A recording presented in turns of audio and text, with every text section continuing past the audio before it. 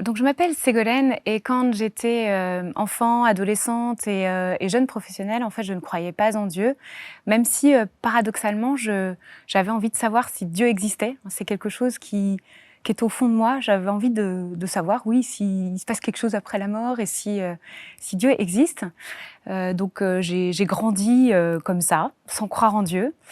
Et au moment de me marier, enfin quand j'ai rencontré l'homme de ma vie et qu'il fallait s'engager, il y avait des tas de couples qui s'effondraient autour de nous dans notre environnement très proche.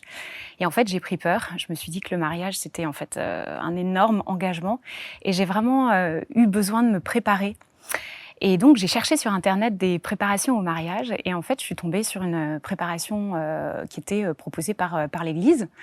Et donc, avec mon fiancé, on a suivi cette préparation au mariage qui était hyper intéressante, très complète. Et on a été remplis de reconnaissance de tout ce qu'on a appris sur l'anthropologie humaine, sur des questions philosophiques. Sauf qu'à la fin, on nous a dit que si on voulait se marier à l'église, il fallait transmettre la foi à nos enfants. Et moi, je n'avais pas la foi. Alors, on s'est dit tous les deux qu'on allait chercher Dieu. Voilà, donc on s'est mariés à l'église et puis on s'est mis à chercher Dieu.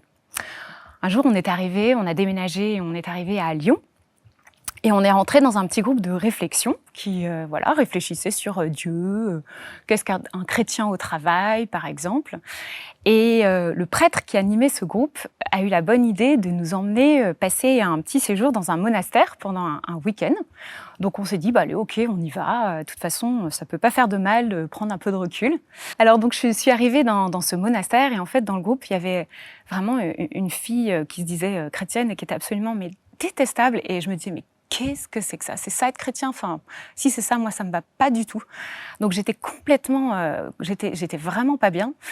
Et en fait, il y a des offices quand on va chez les moines.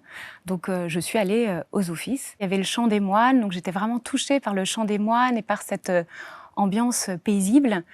Et vraiment, j'ai été soudainement, mais enveloppée par un amour fou, comme si quelqu'un me prenait dans les bras très très fort. Et je me suis sentie aimée, très très fort, des pieds à la tête. Les mots sont pas suffisants pour exprimer ce que j'ai vécu. Et voilà, j'ai été très étonnée. Après, je me suis dit que j'avais peut-être un peu rêvé et que c'était peut-être le cadre qui faisait que j'étais comme ça. Sauf qu'en fait, ça a recommencé plusieurs fois. Et au bout de la 6e fois, j'ai capitulé et j'ai dit « Ah, ok, j'ai compris, Dieu, tu existes.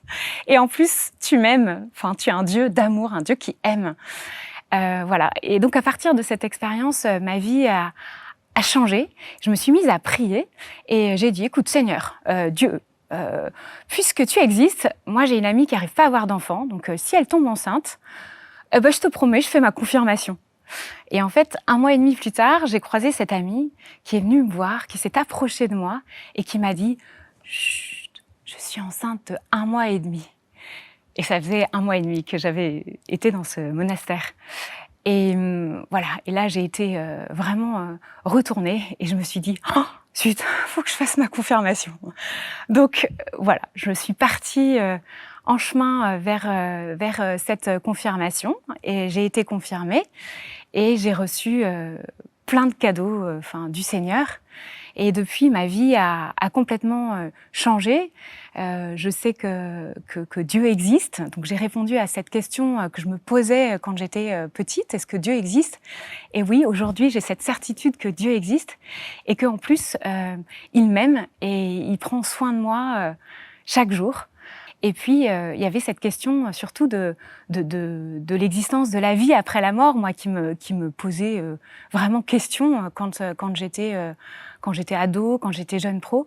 Et aujourd'hui, je sais qu'on a une vie éternelle, remplie d'amour qui nous attend. Donc voilà, je me confie à Dieu, je lui remets tout. Et en fait, ça me donne une force immense pour avancer et puis pour traverser les épreuves.